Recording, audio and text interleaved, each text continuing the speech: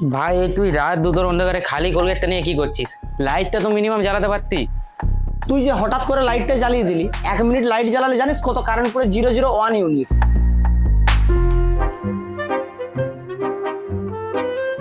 আর দেখ না, কোম্পানি আমাদেরকে ঠকাচ্ছে। এর ভিতরে এখন এতটা কোলগেট আছে যে 3 দিন ইউজ করা যাবে। এই ছাড় না, এসব বাদ দে। শোন আমার কথা, আমার খুব খিদে পেয়েছে আর অনলাইনে একটা পিৎজা অর্ডার দিয়েছি ক্যাশ অন ডেলিভারি। আমার কাছে একটা অ্যাকাউন্টে 500 টাকা দেয় না, কালকে দিয়ে দে 500 টাকা।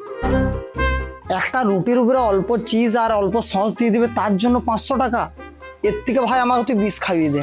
এই দে না ভাই, দে না। দেখ, পারবো না।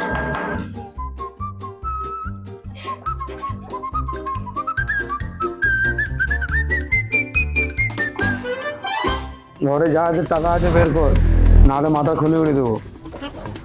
আমাকে মেরে তোমার কোনো লাভ নেই। যা আছে বন্ধুর কাছে টাকা আছে, আমার কাছে 1 টাকাও নেই। ওই যা টাকা আছে বের কর, আর তোর বন্ধুর।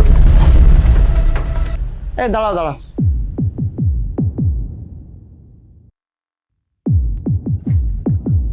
এই কি ভাবছিস এখন? 3 গুনবো, তাড়াতাড়ি বের কর। 1 2। আরে দাঁড়া দাঁড়া দাঁড়াও। আচ্ছা দাদা, তোমার এই বন্দুকের একটা গুলির দাম কত? গুলির দাম জেনে তুই কি করবি? বলো না প্লিজ দাদা, বলো না বলো না বলো না বলো না। ধর 500-600 টাকা। আচ্ছা ধরো দাদা, এই মাসে অনিমেষের কাছে আমি 1500 টাকা রুম ভাড়া পাই, আর আমার কাছে আছে মোটে 5000 টাকা।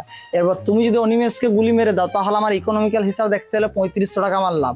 তার থেকে ভালো তুমি অনিমেষকে গুলিটা মেরে দাও। তুই মানুষ না জানোয়ার? কিছু টাকার জন্য তুই আমাকে মেরে দিবি বলছো? দেখ ভাই, টাকা ইনকাম করতে অনেক কষ্ট হয়, আর এমনিতে তো তো গার্লফ্রেন্ড নেই, তাহলে তুই বেঁচে থেকে আর কি করবি? আজ গত 5 বছর ধরে আমি ছিনতাই করছি, কিন্তু তোদের মতো পাগল আমি আজ পর্যন্ত দেখিনি। আজকে আমার চুরি করার মুডটাই ফুটে গেল।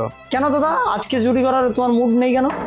পিৎজা চলে এসেছে, বাইরে আসো, আমি দাঁড়িয়ে আছি। এই অনিমেষ, যা তোর পিৎজা চলে এসে, যা নিবি যা। তুই আমাদের কাছ থেকে চুরি করতে এসেছিলি, বল তোর কাছে কত টাকা আছে? বার কর, বার কর। চল চল চল, যদি বাঁচতে হয় চল। হ্যাঁ, আমাদের কাছ থেকে চুরি করতে এসছে। পেয়ে গেছি পিৎজা, এটা 1 টাকা দিলে দেবো।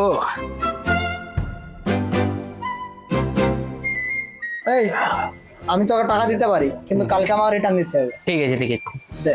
এই আমাকেও দিবি। দেবো, কিন্তু কালকে রিটার্ন দিতে হবে। ঠিক আছে